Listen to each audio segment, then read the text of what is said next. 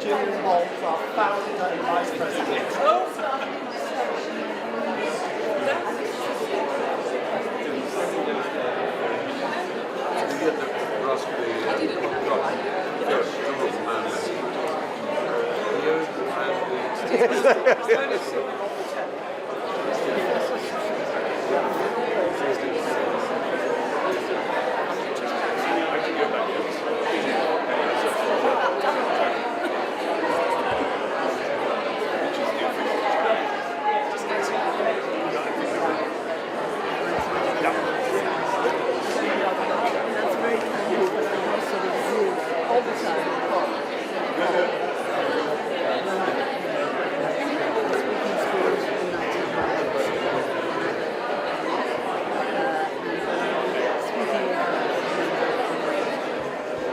Where am I supposed to be?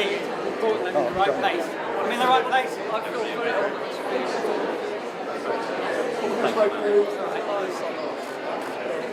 Thank you. Would you like to go next to that?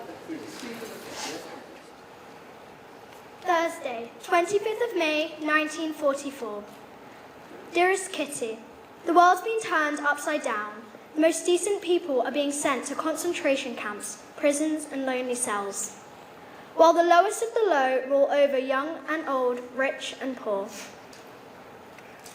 Unless you're a Nazi, you don't know what's going to happen to you from one day to the next. Yours, Anne Frank.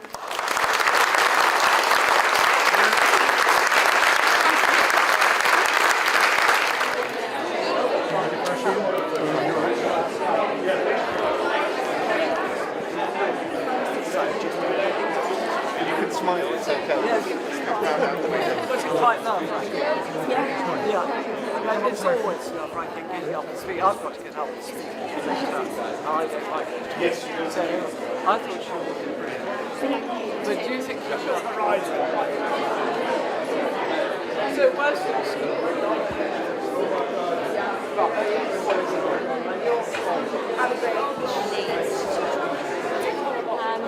I ran to previous college in Barnsley. Oh, in Barnsley. In Barnsley, yeah. Okay. And this is a member of my staff who's worked with the two girls over 6 years now. I think that's really well. Thank you.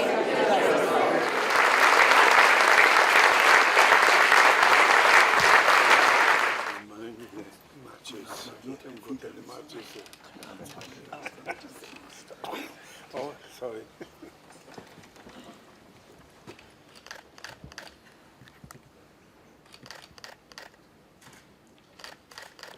Yeah. Do I light mine now? Thank you. He was aged 11 when the Nazis invaded his home country of Poland in 1939. Most of his family were murdered. Alex survived a ghetto and several concentration camps, including Buchenwald, Auschwitz, and Theresienstadt. When liberation came, now invite you. Survivors of the Holocaust, survivors of genocide, ladies and gentlemen. As patron of the Anne Frank Trust UK, it's an honour and a privilege to join you to remember the victims of Shoah and of genocide since the end of the Second World War. It's also an opportunity to renew our commitment to two simple but powerful words: never forget. This year we commemorate the 80th anniversary of the death of Anne Frank in Bergen-Belsen at the age of 15. Had she lived, she would be 95. Miraculously, her father, Otto, survived. He had been one of the 7,000 people freed on the 27th of January, 1945, when the Soviet army marched under the gates of Auschwitz that bore the sign, Arbeit macht frei, work makes one free. Words, as I've just now said, have power. Those over the gates of Auschwitz represent one of history's greatest and most evil lies. But Anne knew they were always there to offer truth, comfort and hope. A year before she died, she wrote a promise in her diary: "I'll make my voice heard. I'll go out into the world and work for mankind." She was never to do so in person. However, over subsequent decades, and thanks to Otto's tireless efforts, Anne's diary has become the enduring embodiment of that promise. We can only guess what she would have made of her legacy, yet her story demonstrates that even the quietest, loneliest voice in the wilderness can change the world. That is the true power of words. Anne's life and death continue to inspire an anti-prejudice movement across the globe, including the Otto Frank Trust here in Britain. Last year, we reached 126,000 young people in this country alone, with your distinctive combination of Holocaust history, education about discrimination, and youth empowerment.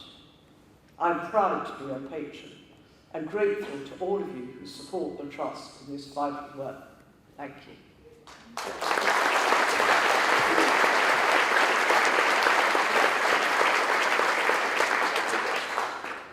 5 years ago, I heard another survivor, Marian Tursky, a Polish Jew, speak at a ceremony to mark the 75th anniversary of the liberation of Auschwitz. During his testimony, Marian said this: "I should not be telling you about the very worst experience, the tragedy of being separated from my nearest loved ones and sensing what awaited them after the selection. I want to talk with the generation of my daughter and the generation of my grandchildren about themselves. Don't be complacent whenever you see the past being misused for current political purposes.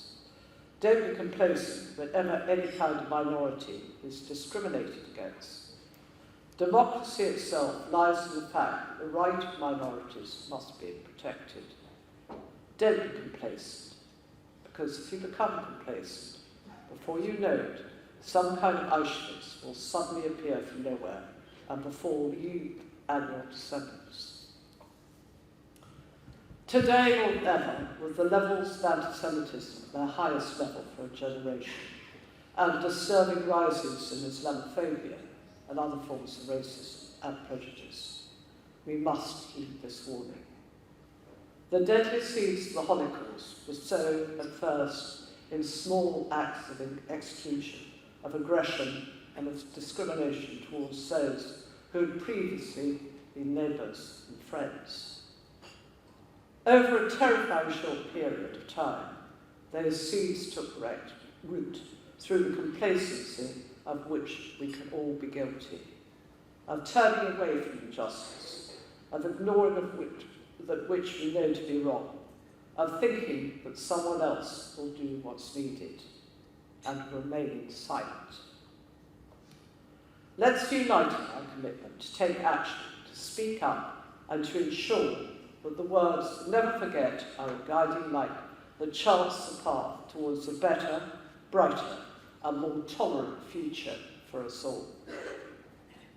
As Anne wrote in her diary on the 7th of May 1944, "What is done cannot be undone, but at least one can prevent it from happening again." Thank you.